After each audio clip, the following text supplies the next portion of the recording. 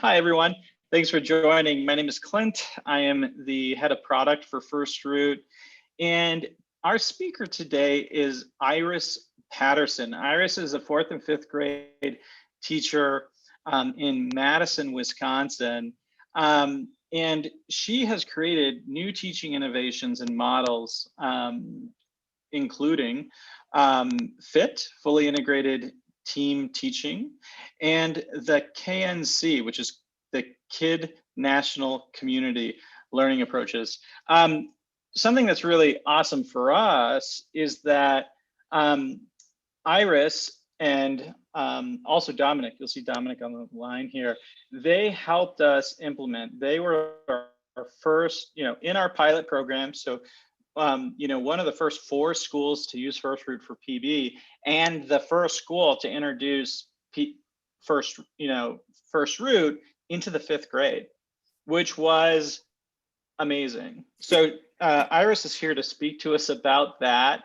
And we were just joking earlier on the line, for those of you who are in the dark about what we were joking about, was when we created the FirstRoot app, I personally had a product come from a career in cybersecurity, working in payments. And so cybersecurity is at the top of my list. And what better time to teach kids about passwords and cybersecurity, but in the app I create for kids, well, that backfired a little bit. And we were talking about how hard it was getting 75 or 60 plus 5th graders logged into the system at the same time. But once they were in, I think a lot of magic happened. So, and we were just joking about that, and we're talking about the improvements that we're making in the app to ensure they're secure, of course, but also ensure that, 5th graders are in, and talking about the important part, which is PB. So Iris, I'm gonna kick things off to you, hand them over to you. Okay, well, thank you everyone for being here. And of course, if people are not live and seeing this recording at a later time, hello. But yeah, I will start off by introducing my teaching partner, Dominique Lark, before we start, because he'll be able to chime in too and was an important part of this process. So want to say hi, Mr. Lark? Hi guys, good to see you. Glad to be on here and be a part of this. Yeah. So we've actually been best friends since, I don't know how, well, you were 19. I remember that. He was like a teenager. I'm a little older, so I was 24, 25, but we became teaching partners. Yeah, became teaching partners later in our career. And it's also a huge reason of why everything that we'll talk about has been so successful. When you get to work with people who you love and care about, like, great things happen. So yeah, so I'll go ahead and we have a presentation that we'll go through, but obviously, please feel free to stop at any time. Being a 4th and 5th grade teacher, we're very used to interruptions and we welcome them. And we always ask our students to please chime in, don't raise your hand, shout something out if you don't get it or you want to know more. So hopefully this is a pretty laid back presentation, because yeah, we're not used to working with adults. We're used to working with little kids who instinctively know how to do that very well. So I invite you to participate on that level. All right, so go ahead and share my screen. So we do have a slideshow to kind of keep us going, but we heard, 40 minutes. Okay, that's a long presentation time. So hopefully we'll have lots of things to share. And my understanding was that this part of this process was that we're still in the refining, FirstRoot, still piloting things. So to talk about not just like a big old what went so well in a cheerleading session, but really like what were some of the issues and that everybody's learning to make the product better. So that is the guise of under what we're under right now. So yeah, we'll go ahead and try to talk about a bunch of things. Okay, so first, it's always good to know and make sure, can everybody see my screen, or can somebody shout out and let me know that you can see my screen, because that happens sometimes where we think we're sharing. You're good? You can see it? All right. here we go. So wanting to start off with a quote from Nelson Mandela, part of, I think, the FirstRoot idea and the reason our classroom works so well is because we really embody this idea about Ubuntu and some South African philosophies and teaching, which means Ubuntu means like, I cannot be happy if I look out and see somebody else that's not happy, or I can't be a whole human if I look out and see another human being that's not whole. And so it's our responsibility, if we want our own happiness and we want to feel good, we have to make sure that we're taking care of our brothers and sisters. And so in a classroom community, that's really important.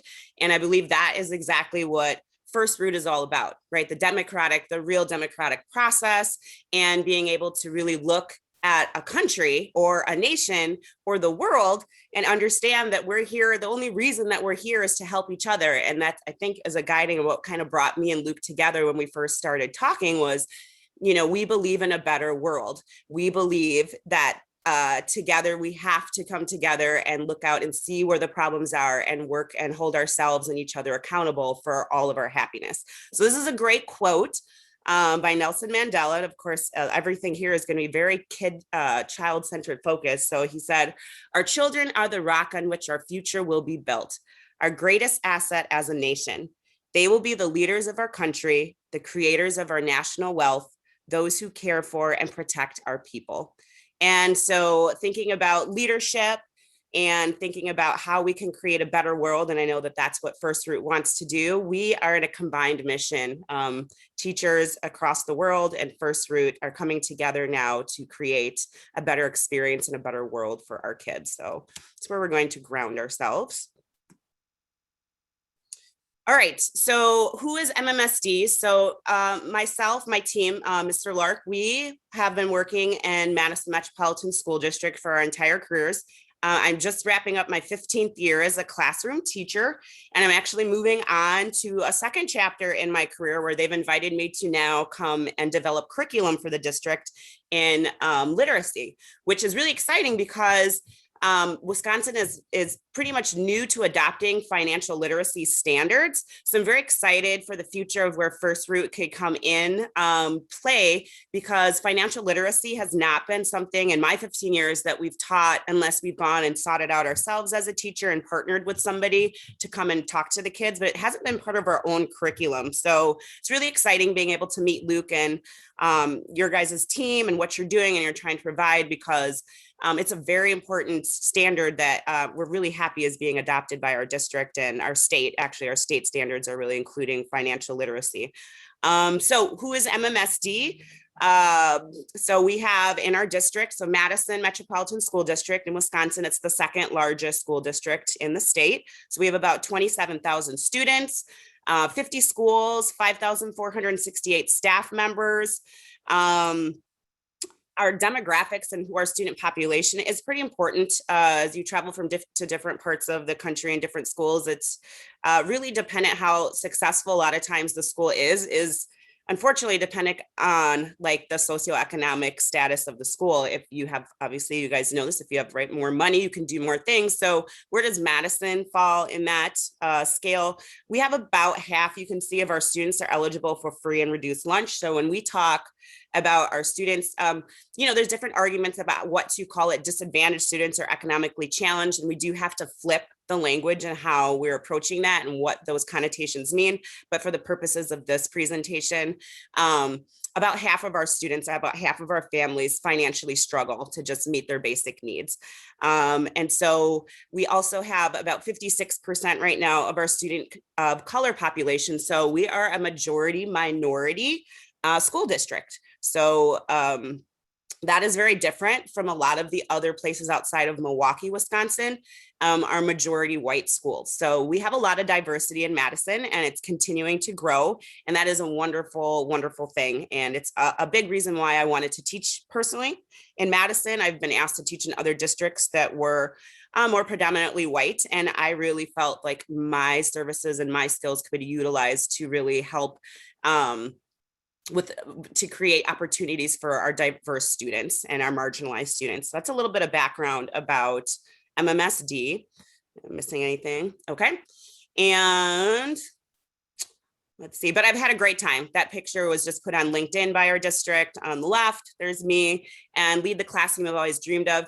I wanted to put this picture in because I do feel like I and Mr. Lark, you can chime in at any time, but I have had the opportunity in MMSD to really try things out and have the flexibility to kind of create a classroom that I wanted to, and never really got a whole lot of pushback. And so it's kind of right why I'm sitting here today, is because my district has allowed me to kind of pursue my dreams and the directions I've wanted to take with my students.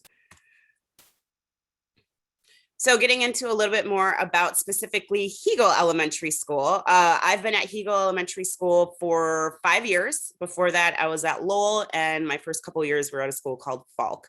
So a couple statistics about Heagle. Heagle actually kind of is pretty close if you look at some of the statistics on the left here. Is it mirrors our district pretty well. Not all schools have these same types of statistics, but you can see that we're also a majority minority school, and our free and reduced lunch is, or you can see here, economically disadvantaged is about half. So it does mirror our school quite a bit. So it's pretty cool that me and Luke met at a time where we could, am I supposed to admit, Miss Michaelan? Okay, that we could, that this is kind of a microcosm of our school district. And so that was really neat to kind of be a pilot for this. So the first thing you can see in the middle, that FirstRoot, we were really excited because there was, when we were reading through the programming, that you had funding available for Title I schools, which is what we are. And if you're not familiar with what that is, it just means that we qualify for government funds because we have a certain percentage of student, or our population of students is economically disadvantaged. So there is extra government funding. So with that, FirstRoot, I was really excited to see that also acknowledges the importance of supporting Title I schools. And so Luke made, as you see, a lightning fast commitment for $1,000 for this PB cycle that our students were going to participate in. And so that was really encouraging to see that you guys knew all about Title I and are here to support our Title I schools. So that's really great. All right, and I'm super happy that Michaelan just joined, because this is a slide about Michaelan. It looks like some of it is cut off, so I'll be able to kind of read over that. But Michaelan, this is a great opportunity for you to introduce yourself. Do you want to say hello? Yeah, I definitely can. Hi. I'm Michaelan Freeman. I'm a parent of one of the now sixth graders, but was a fifth grader at Heagle. And I've been kind of just butting into the classroom most of this last semester, just because basically I wanted to try to, I started getting involved because I was trying to figure out a way to get the kids to be more motivated, because I was seeing no cameras and things like that. So I decided that all I could do was try to bribe them with a prize program. And then as I was working with the teachers, they kindly allowed me to come in more and more to Zoom and work with the kids and help out, which I loved and still love doing. And I'm lucky enough that my son was not embarrassed by it, really. He said he liked it because I talked a lot, and so they didn't get through lessons properly. So I remember, do you want me to talk about when you told me about FirstRoot, Iris? Sure. Okay. So I was actually at my in-laws' house, and I got this call from Iris, super excited about this program that her friends were telling her about. And she was watching the slideshow and stuff. And so I started looking things up, because this is more my husband's area, Luke's background, the scaled agility and such. And so I started talking to my husband, who's an engineer, and we started talking about it and looking at it. And the more we looked at it, because at first I'm like, okay, let's slow down a bit. Let me look into this, make sure that it's good, and the more I looked into it, the more I was like, wow, this is really an awesome idea and program. and everything like that. And my husband and I talked about it quite a bit, and we had the 5th grade graduation coming up. And we decided that, you know, we would like to try to fund a PB program, but we wanted them to use some money for the graduation. In a way, we didn't make this clear, but I think it was understood by the students. We wanted the virtual students to be included because there was a portion of the grade that remained virtual, including my son. And this seemed like an excellent way for the entire class to be able to do stuff together, because it would be, you know, they could do it virtually, they could discuss, you know, either on Zoom or in person and things like that. And so we decided to donate $500 with a caveat that it had to be used for graduation, which when I was, you know, thinking about it, I was thinking, you know, anything, a lot of times, especially if you're talking about donations and such, they might have specifications on what they can be used for. And I kind of was thinking that might be a good lesson for the kids, you know, to understand that sometimes it's not always just you get the money. Sometimes it has restrictions on it. And our time frame was a little short, so I don't know how clear that really was in the end. But yeah, that was kind of how we got involved, and the program looked excellent to me. Even my husband liked it too, thought that it looked really good, and he's kind of hard sell sometimes on things, just occasionally. But this is, you know, something he understood, and when we watched things, he's like, okay, yeah, I could see that. And we were interested to see how, you know, 5th graders did with it. So that's kind of how we got into it.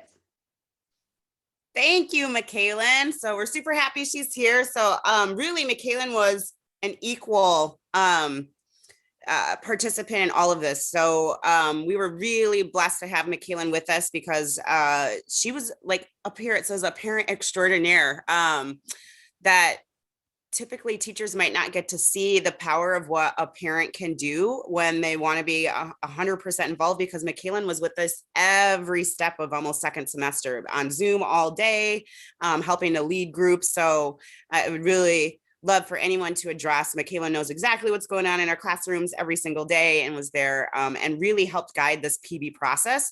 So the teaching tip I put in the middle is invite parents to be an active part of the process. So as we move forward and specifically, right, we're talking about elementary schools in this piece, that parents, the ability for even FirstRoot to promote that and to see if teachers tap into that, if they have parents who they feel like would like to be involved and really make that an initial part of the process, I think is incredibly important, because without Michaelan's expertise and involvement, ton of the stuff that you'll see that was implemented would not have happened, just hands down, without Michaelan's involvement. So that parent piece is really important. So whether it's a meeting that FirstRoot sets up that can be there, that has a teacher and parent component where you can all meet together. We had a great relationship already, so we were able to bring her in, but that is going to be a huge part. I think that maybe might not have been thought of as to include parents equally as teachers,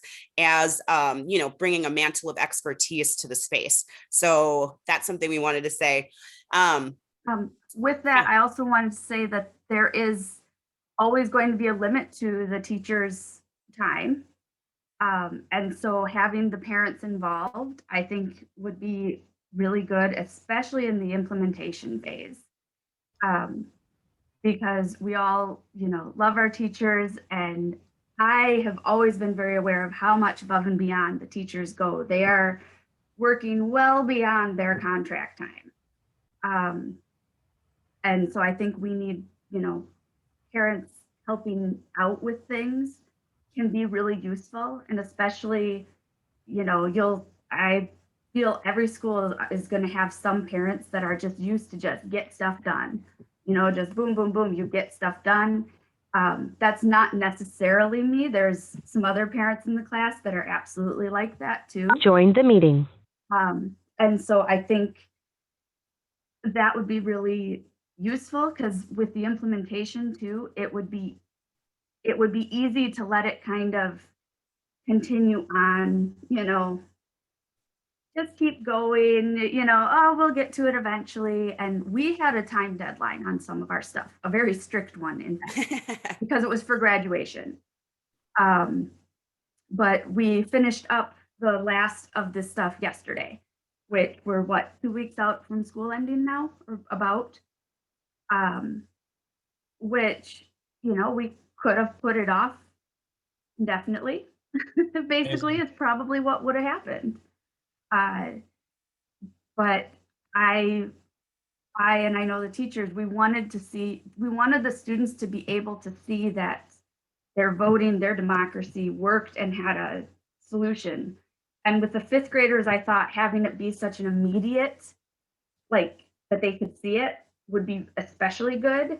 Because if we can try to, lull them into thinking that that's how, voting, like, boom, you get some change right when you do it. Well, as they get older, maybe they'll realize that that's not really how it works, but they'll be so used to voting and participating that hopefully they'll continue to do it in life. I have a question for Michaelan around those lines. Just out of curiosity, what being involved in the PV cycle with the FirstRoot app, did it trigger any conversation within the house, within the family's environment about this concept of voting, of investing, of the real impact, and how it can be applied in the real life, choosing representatives and so on? What can you say about that? So I can talk about our family. We talk about this stuff a lot anyways, especially this past year. We've talked a lot about voting and activism and things like that. So I definitely did, talk with my son about things. I will admit he was not as into the whole program. But some of that is just, he's an 11-year-old boy at home. He wanted to go play video games. He wasn't, super into some of the ideas that were being presented. I don't think he presented any, but he did like the results. I have heard him say since, I'm really glad that this got chosen. Like, this is really cool. I'm glad somebody suggested this. And, he went with me with not that much argument last night to put the second plaque on the tree, which usually I get a lot of arguments. Like, no, I want to play video games. And he was willing to do it. And I think he kind of, underneath it all, had some pride and liked that it was there. So, yes, we did talk about voting, and I talked about what I just said, that, I was trying to have an immediate evidence that it happened, that they made a difference. And we talked about how, in the broader world and as adults, that change happens more slowly usually. You don't see it a week later, or rarely, but that it's important to still vote. I was absolutely like, no, you vote. I went downstairs when they were doing the voting, because he and the tutor and another boy in the class were down there, and I'm like, are you guys voting? You vote right now, and they had.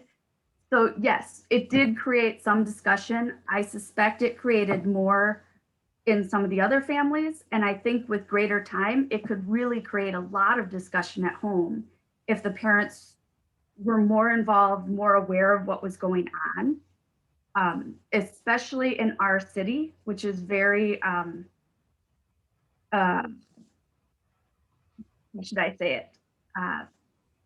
Politically active, maybe, with that belief in having a say in voting is where I'm, I think that's common in our city, especially. So I think that involving the parents again, and just having them really aware of what's going on, Again, we had limited time, and I know a lot of the parents really weren't clear what was going on. But I had one or two that I explained it to in more depth, and they thought it was really cool and a really good idea.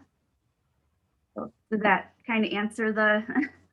Totally. Yeah. Thank you very much.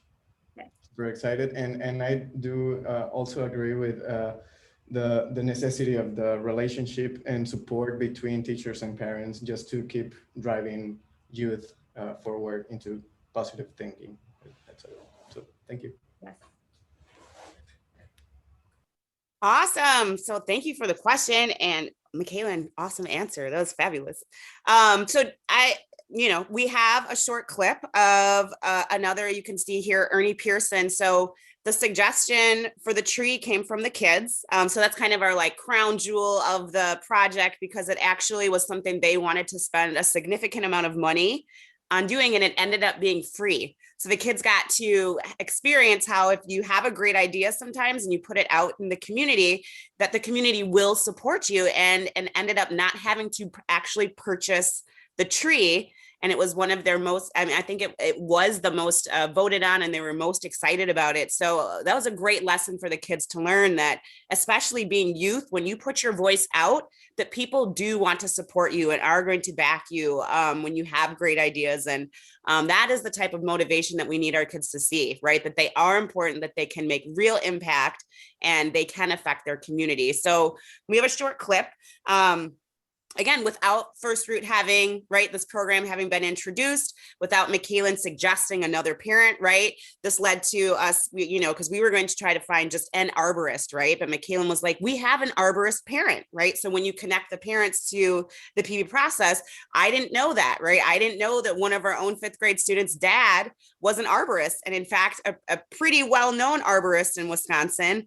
And so we're going to play a little clip about it, and so the kids got to have a whole new experience and hear about a whole new job field, and then be a part of planting the tree and actually bring that to life. So here's a little clip of when,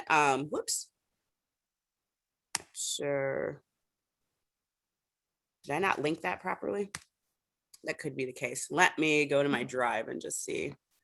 Well, she does that. I was going to point out that even if a significant portion of their budget had gone to the tree, I have no doubt that would have been chosen. I was ecstatic to see that idea because I thought it was very fitting for this class as a whole. And I thought it was a great idea, just in general. I absolutely loved it. And I know that the other kids did too. Even Connor, who's my son, was like, yeah, that's a good idea.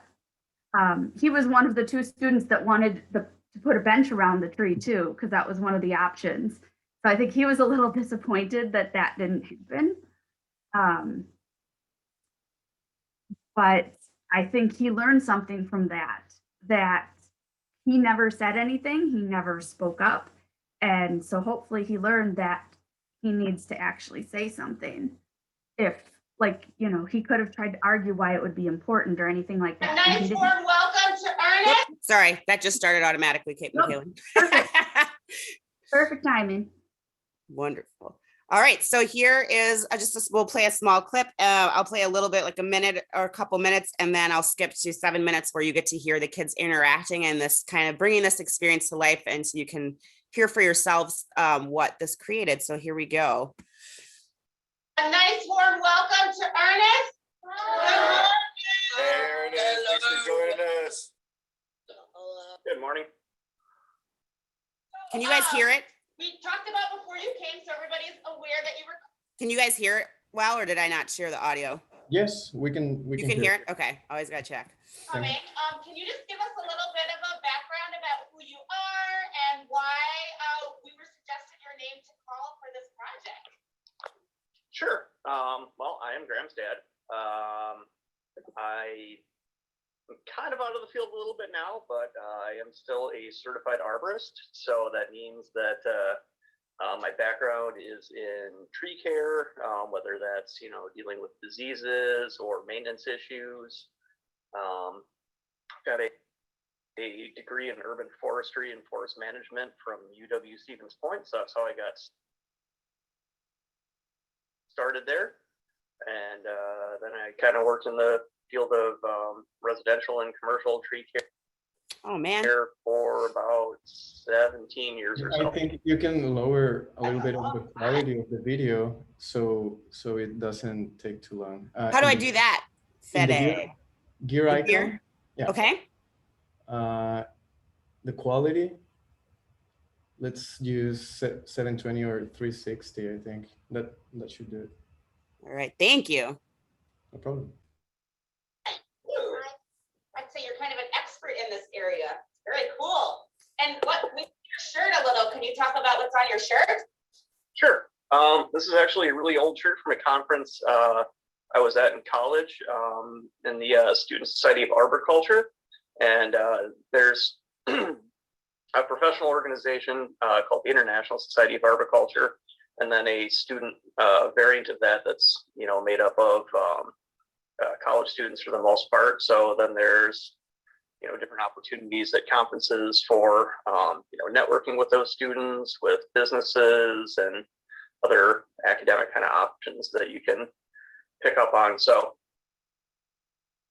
Very cool. So you're saying if you love trees and the outdoors, you can grow up and get jobs that are related to doing that. That's what you get to do with your life? Extremely easily. When I graduated, I would say there was probably about 100% job placement with that.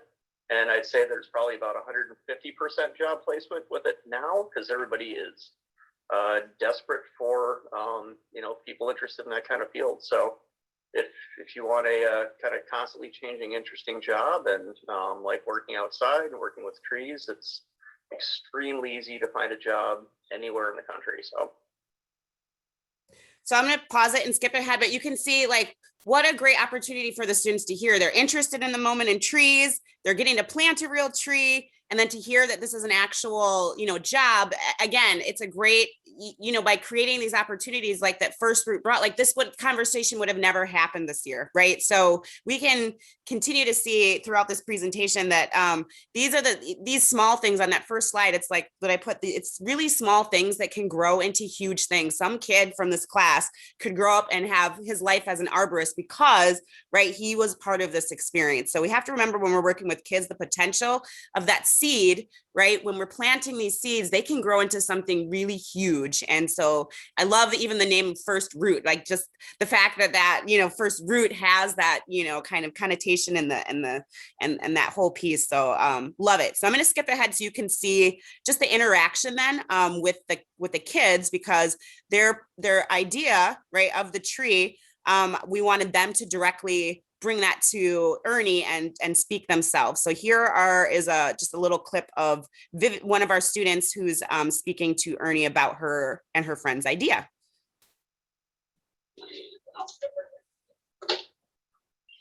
Okay, so Natalia and I had the idea that it would be pretty fun if we could maybe plant some trees around our school. Our original idea was to plant apple trees so that our school could have fresh apples. But as Ms. Patterson said earlier, that wouldn't really work because there was some problem with planting it near a school. So we were wondering if you had any suggestions on the types of trees we should plant. Sure. I guess, would you guys rather plant, you know, bigger trees, or do you want to have like smaller flowering trees? Any input on that? I think we were thinking probably like bigger, larger trees. Okay.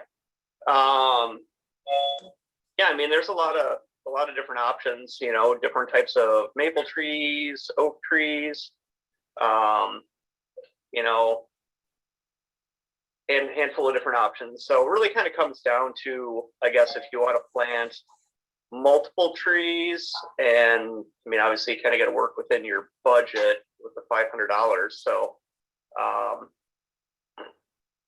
sometimes that kind of limits the size and, you know, number of trees a little bit, because bigger trees get a lot more costly. Can I ask a question about that? Are bigger trees, so they're older trees usually, correct? If they're bigger when you plant them? Right. Yep. do they have a better chance of survival? Are they stronger as far as surviving? Yeah, I mean, they're a little bit more durable. I mean, I'm sure everybody's kind of noticed the small, very, young trees that got donated and planted around the playground. So there's a lot more of this conversation, as you can see. It's a half an hour conversation, so it's already 9:40, and there's more. So, but it really was important. I think this again was one of the great highlights of this PB process for the kids. So we'll move forward, but yeah. So that was a really exciting part of what came out of, and again, it's so short. It was a 3-week cycle, right? It was the end of the year. We were pushing right up. It'd been great to have this for a semester. And I can't even imagine what we could have done if we had a couple months to work through the process, but within 3 weeks, wow, and we only had 4 days. So that's like 12 to 15 school days. All of this was put together, right? Kind of amazing. So it should speak also to the potential that FirstRoot has when you have an entire semester to work with the class. If we could get all of this done in a few days, really. So, here is a picture, and there'll be like a little mini slideshow at the end, but here's a picture of the plaque that the kids' idea also was to get a plaque. They wanted everyone to know that it was donated, so that they came up with this themselves. This is what they wanted to say. This was not, that the wording is from the kids. You can see Ms. Michaelan went in yesterday. The plaques came yesterday, and here's a couple kids from the class. And they actually ended up getting 2 plaques because they had enough money to do that. And so when they voted, the plaques were something that came up towards the top. And so just instead of getting 1, they also picked a quote that says, "Find a way to make your future successful." You can see the gold tag on the top. So not only do they get recognized in the future, but they wanted to send a message to any students that would be looking at this tree and wondering about it. And so that was really cool. And so in the middle is a obviously full grown swamp white oak tree. So hopefully when they come back and take their kids to the school, they can come back and share about this whole process and what they were able to do with their classmates. So pretty cool story. I think we'll skip this slide for now. It is amazing. This slide will take you to a link about one of the things that kids really love and we use in our classroom is prizes. And there's lots of different philosophies about using prizes in your classroom, but prizes get results, right? They get results when you don't wake up and go to work and volunteer your time, right? If you weren't paid for your job, I don't know how many of you would show up as well. So yes, it's great to have kids intrinsically motivated to learn, but it's also great for them to get those short-term rewards. And so prizes was one of the things that they would at the end of the PB cycle when they voted on things was really important that they got to pick out some specific prizes for graduation and use some of that FirstRoot and Miss Michaelan's donation to pick out prizes for themselves. They each got a certain number of points. So if we have time, we can go back to the slide, but we'll keep moving forward. So hopefully the next 5 minutes or so for each of these, since we have about 20 minutes left or a little less. First, in this presentation, we can talk a little bit about how FirstRoot, Scaled Agile, and Kidnation are congruent models that create strong leadership opportunities. So FirstRoot and Scaled Agile, I'm sure you're familiar with. Kidnation Education is a philosophy that we use in our classroom. I came up with it about 8 years ago, and it's really about creating student leaders. And I think that FirstRoot is really behind and wanting that to be also one of the main driving reasons that you're doing the work that you're doing is because that's how we're going to make change. We need to make sure that our students feel like each and every single one of them is a leader. And so the Kidnation model, FirstRoot, Scaled Agile creates leaders. And I think those 3 things working together can come up with some pretty awesome results, which we're seeing right now. Second, we can talk about how FirstRoot made the top 20 finalist list at our MMSD Big Idea and ESSER Grants Shark Tank event. So Luke presented in front of our district, in front of the superintendent and a lot of community partners and the administration board to bring FirstRoot full scale to Madison so that they could try it, pilot it in 3 different schools, middle, high school, and elementary school, and that it could be scaled to all schools. And unfortunately, it did not make the final cut, but out of 180 proposals, Luke's idea, and I was there, I was part of this ESSER design team, but it made that cut, right? Out of 180 ideas, FirstRoot people were very excited about the potential of FirstRoot and bringing that to Madison. So even though we didn't get that, that final, because only half of those made it to the final cut, that is huge. And I had the opportunity to be in the judging room because I was on the team and listen to our superintendent and these people talk about it.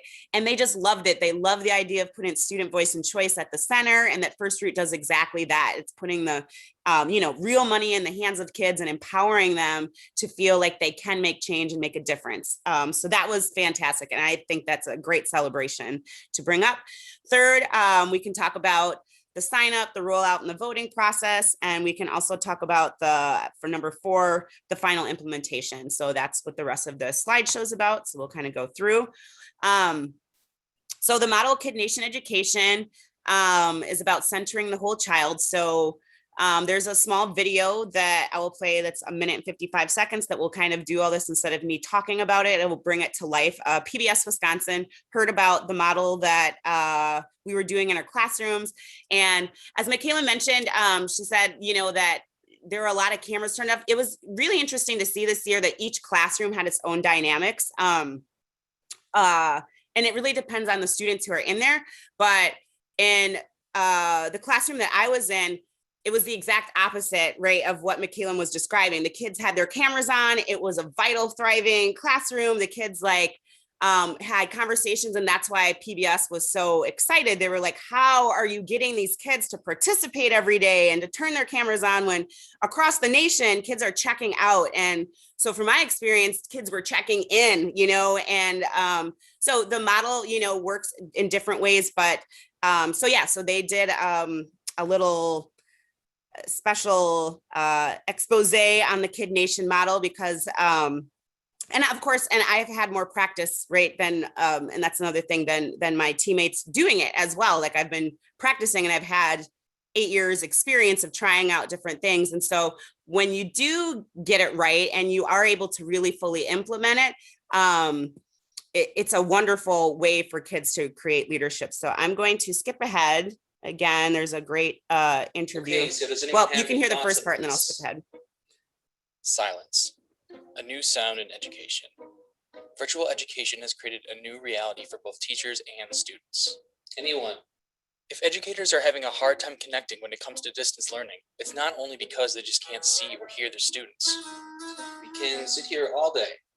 This new reality has changed so much about the way teachers teach and the way students learn. From student apathy to technology issues to inequity in digital access, teachers have had to and are still learning to drastically change the way they do their job. So how can we move from surviving virtual learning environments to thriving in them? Virtual learning is really academic focused. When you're in in-person school, there's intra-kid social relationships that are happening. There's social relationships between you and the students. As a teacher, you can try to interact with your students to build those teacher-student relationships, but how do you foster student-to-student connections? 5th grade teacher Iris Patterson uses an interesting model to help develop those connections. There's this show called Kidnation. It was a TV show where they put 40 kids in an abandoned city for 40 days to see if they could create a better society than adults without having them interfere. Previously on Kidnation, 40 young pioneers set out to build a world of their own in an old ghost town called Bonanza City. As bizarre as this early reality show might seem, Iris has seen aspects of the show, particularly community building, that have proven to be useful for her when it comes to student engagement. So within the show, they create districts. So 4, red, green, yellow, and blue. And at the end of every week, they have a showdown. So the kids work and then they have a showdown. And we modeled our classroom after that. And I've been doing this. This is about my 4th or 5th time doing this. My first time doing it virtually. But then each district forms a little family. And I know I'm talking a lot about this because it's so important, because I myself don't have the resources to reach every student through Zoom the way that I can even in school. What is happening is they're forming little families. So when I give an assignment, and at the beginning of the year before the districts, I'd have 20 some kids, here's your assignment. Now I give it and they select the district leaders and each family works on the assignment together. In this Kid Nation model, students hold each other accountable for the work and learning being done. So they're checking on each other and that's really important. If they're not there, they're emailing, hey, where are you, Connor? We're missing you today. We really need your help. Hey, you know, so they're building that community and that's more important than the academics right now. It's them feeling like they're still connected, they're still important. You know, people care, the way that they're helping each other and all those things you could dream of as a teacher. It's like having 4 teachers in my classroom, the district leaders that are helping to get the other kids all up to the same levels. I mean, they are making this like spreadsheets that have like which of their district members have this turned in and that turned in and oh, you still need 30 minutes for your reading log. And it is literally like, I don't think I could hire 4 teachers, adult teachers, to do what I'm seeing that their own peers are doing for each other. I mean, it's a kid nation. It really is. Giving students some agency over their education can help open a line of communication between you and them. And more communication can lead to growth for both of you. Give yourself grace. Ask students what they need. The most important thing is to make sure that kids know that you care and that you do care with genuine hearts and sincerity, which teachers do. And so when the kids know that and feel that, kids will do anything that they need to do. What are some tools or teaching strategies you're using to create more student engagement in your classroom? Oh, well, great answer, right? FirstRoot, one of the tools that we use. So to end and cap off our year, which I think was fantastic. And I think, you know, I'm not sure, and Mr. Lark, you can join in here, but I think, and again, there was different dynamics to each class, but my classroom had a lot of the ideas, but we definitely used the Kid Nation model to come up with those ideas in my classroom. And I'm not sure if Mr. Lark's class did or not, but the districts worked together. So I think that was part of it because they had these families already built. When we put FirstRoot out there and we said, hey, what are some ideas? They broke into their color districts right away and they made lists, right, with the brainstorming, and they worked together to come up with these. And I think that might be something to think about, or why we had some really strong ideas in my classes, because they were the strongest using this model. Right? They were really tight within their districts. They had already built that relationship, but when they're given a task like FirstRoot, right, here's a project, they were able to tackle that, right, and come up with these ideas really fast together and put them out there. So wanted to make that connection too, that, you know, the success of FirstRoot and the models, it also depends a lot on what the teachers are already doing in their classrooms, right? And so they can really work together. And if FirstRoot continues to team with elementary schools that maybe, you know, the students don't have the, you know, you say, well, how's it going? And they're like, well, they're not coming up with a lot of ideas. You know, FirstRoot could offer some of these strategies like, oh, well, maybe break your kids into 4 different groups and, you know, like just have some tools in FirstRoot's bag that, you know, because I think that's going to happen as you work with elementary schools, that you're going to have classrooms that just don't have, and that happened within our own grade level, right? Like some of the classrooms had a ton of ideas going on and some had very few, you know, that were, so being able to, and again, if we had more time even within our teacher team to share, it was just so, you know, this day we're doing this, we didn't have a lot of chance, but it was a great thing to notice and be able to share out, because we don't want our students feeling like, you know, if you go and they aren't able to come up with ideas, that they're not important, that they, you know, we don't want them to feel that disconnect. So we've got to encourage, and we have to make this process. Real quick, say something there. So my son was in Mr. Lark's class. Mr. Lark's class especially was the very quiet class. They didn't talk very much. They had a couple that thankfully would talk. And it was, my son's included in this. He is destined to become an engineer, I believe. You know, he's quiet. He would talk to me and stuff. I think in person doing the FirstRoot, it would have been different, because I think if he was in a group and they were coming up with ideas, he would have sort of pushed back on some of the ideas if he thought he should, and would bring up more of the like logistical questions and stuff. And I actually think that would be part of it that's really good, is that it doesn't just have to be the already really strong leaders too, because everybody has that voice in the end. in FirstRoot, that was something I really liked because Iris's class was amazing. There were some fantastic leaders in there with very forceful personalities. And so I was originally concerned that, you know, a lot of the kids maybe wouldn't get a say almost because they're very good and, you know, could have convinced kids. But the FirstRoot program would allow them all to still have their voice within all of the sections if they couldn't speak up. You know, it's hard to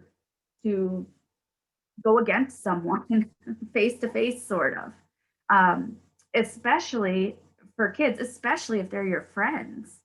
But this allowed them to be able to kind of, you know, comment or put in ideas or help work on them, and then they all got to vote in the end. So that was something I really liked about FirstRoot, was that even the kids who, you know, I can't think of a better word at the moment, but were a little more timid. Hopefully they still felt that empowerment, that their vote was exactly the same as everyone else's. They could get their thoughts out there. There was a student who suggested one of the quotes who, I believe she's been with this grade since kindergarten. I don't think I have ever heard her speak before. And she spoke up when we were talking about the quotes for the plaque and said, I have an idea. Ms. McKayla, I'm going to email it to you. And she emailed me an idea, which I was so excited about that because she got to have a say. So sorry. I know Don't apologize. No, that what you said is so important. And exactly from what my conversations with Luke, this is like why he did this, right? And that's what he was trying to bring when he was working and brought this to a city level, right? That was the hugest piece that we saw in that when we saw Luke present, that the community members had an equal voice, right, to the people who are making a decision. And I think that what you just said is kind of the cornerstone of all of this. So I don't apologize. That was a wonderful thing you just said. And why FirstRoot is really, I think, going to be successful in schools. It does give voice to all of the students equally. So I think we have to be choosy. There's like 4 minutes left about what comes next. So I think, let me see, this soundbite from Jonathan might be the quick one. There's a longer one and a shorter one.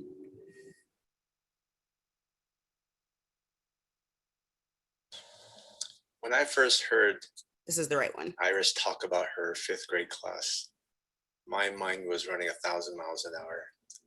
Every single word she said resonated with me, not from a kid's perspective or a teacher's perspective. This is Jonathan. But from a coach's perspective in the corporate world.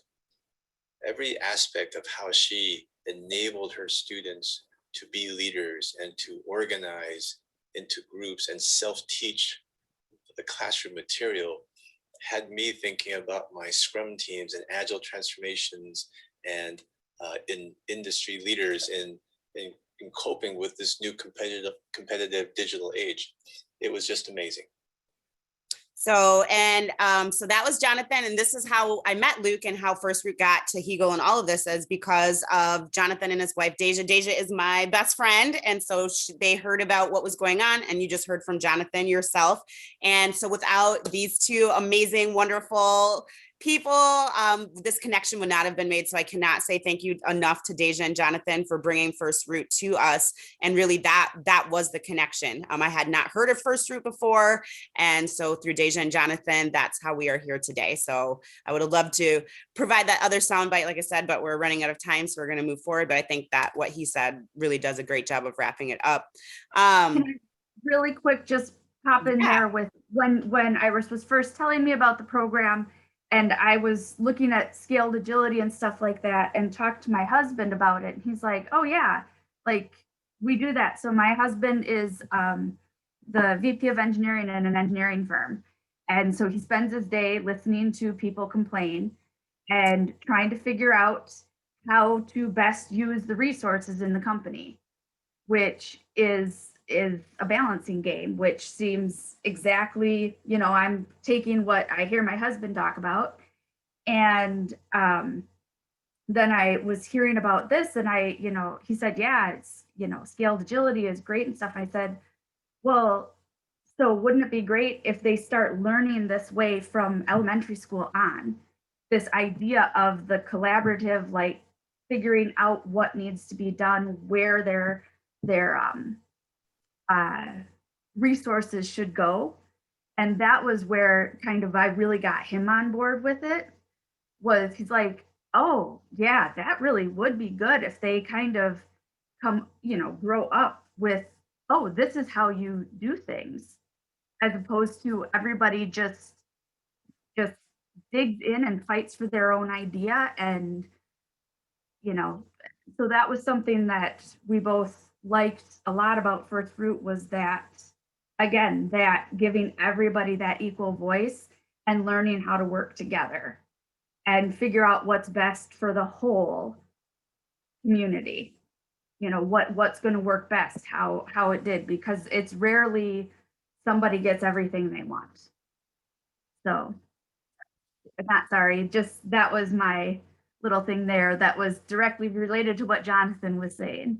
No, you need to stop apologizing, Michaelan. So it is 10 o'clock, so I'm not sure if we need to, it's probably a hard cutoff. There was more, and I can definitely, I gave Rebecca the slideshow, so there's video footage in here that if, anybody wanted to see it, you could go through on your own and view the slideshow. All right.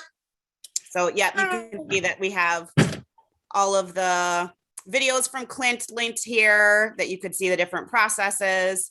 And then we have a video of just like what the kids selected, that on the implementation process here. So you could click through that. And then, yeah, does that sound good, Rebecca? Yeah, that's awesome, Iris. Thank you so much. This was so fun to hear everything that you guys were able to accomplish through this process. So cool. I will make this available to everybody in Welo, so you can look for it there. And then if anybody wants to follow up with you or follow you on social media or anything like that, can you just leave that in the chat for people in case they had questions that they weren't able to ask? Sure. Yeah. We'll stop sharing. I will put my email first because it's easiest to type in there. And then, yeah, it's 10:01. So again, it's probably someone else's time.